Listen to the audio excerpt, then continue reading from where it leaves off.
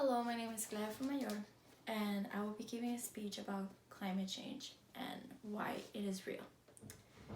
It is widely spoken today by many individuals, as well as the President of the United States, Donald Trump, that climate change and global warming are a hoax, and that they do not actually exist.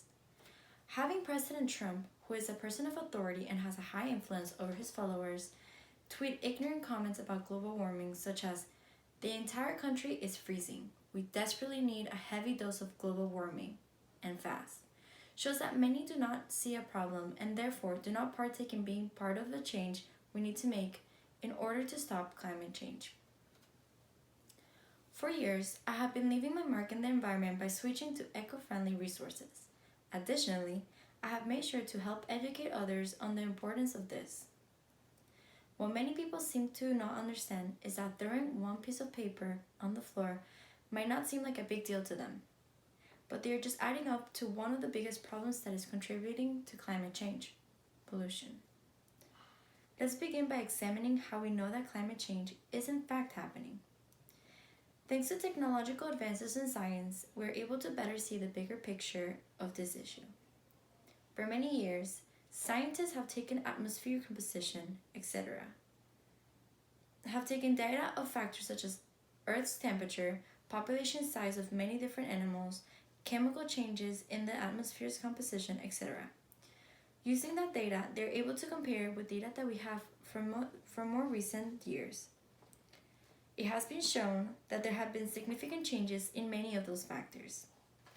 Not only can we tell through scientific evidence collected in labs, but we can also tell from physical changes in the environment. There has been an increase in temperatures around the world, as every year there seems to be a record-breaking temperature reached during the summertime. By just looking at the poles from a satellite image, one can also see the obvious decrease of ice, which is habitat to many animals that live in this area. Many of these are results from human activities that have in turn also affected the greenhouse effect. Waste from big organizations and factories have been constantly dumped in the ocean, which in recent years has caused the death of many animals, such as whales, who end up consuming large amounts of trash and dying as a result.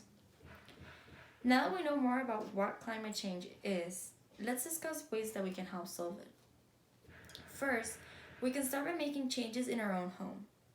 One can make sure that every bottle, can, box, or paper that is deemed to be recyclable safe should be placed in the blue bin, which will be then processed into something new instead of ending in a landfill or scattered in the ocean. Also, one can cut back in the use of energy resources by turning off lights when they're not being used, ensuring that no water equipments are leaking or not being carefully used. However, most of the population in the world comes from big companies. Most of the pollution in the world comes from big companies who lack regulations from the government. Having laws and policies placed by the government on big companies and factories is just as crucial. Waste from these big companies come from both solid waste and toxic fumes that can cause air pollution.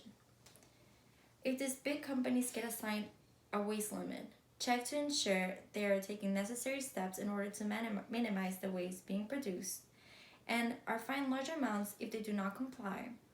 We would see a big change in the environment. The government should also begin to invest more in research and studies that can help us better find a solution to climate change. If we are able to help put a pause in climate change by implementing some of the solutions, we can help our Earth as well as our future generations. If climate change stops progressing as fast as it is at the moment, the long-term impact it will have on Earth will be less detrimental. Focusing on future generations to come, we should let them enjoy Earth how we had a chance to. Think about the futuristic movies such as WALL-E that show us how because the Earth became so populated, they had to leave. One should not want their future kids and grandkids to have to struggle in order to come across breathable air, or not be able to go to the beach due to the shores becoming non-existent. We should also focus on animals and plants. They're taking a harder hit due to climate change. If we were to stop polluting their habitat or breaking down trees, the amount of animals and plant species going towards extinction will subside, and those who are already in danger of extinction will be able to repopulate. So, what are you waiting for to start making a change for Earth? We need to understand that climate change is real, and we are the key to help future generations.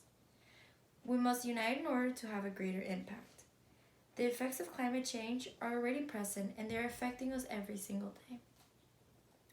Change starts with you, with something as simple as putting that empty soda bottle in the blue recycling bin instead of the green trash. If we unite, we can help save the place that has been home to so many generations, as well as so many different kinds of species. Thank you very much. And I did not record anything, did I? I did.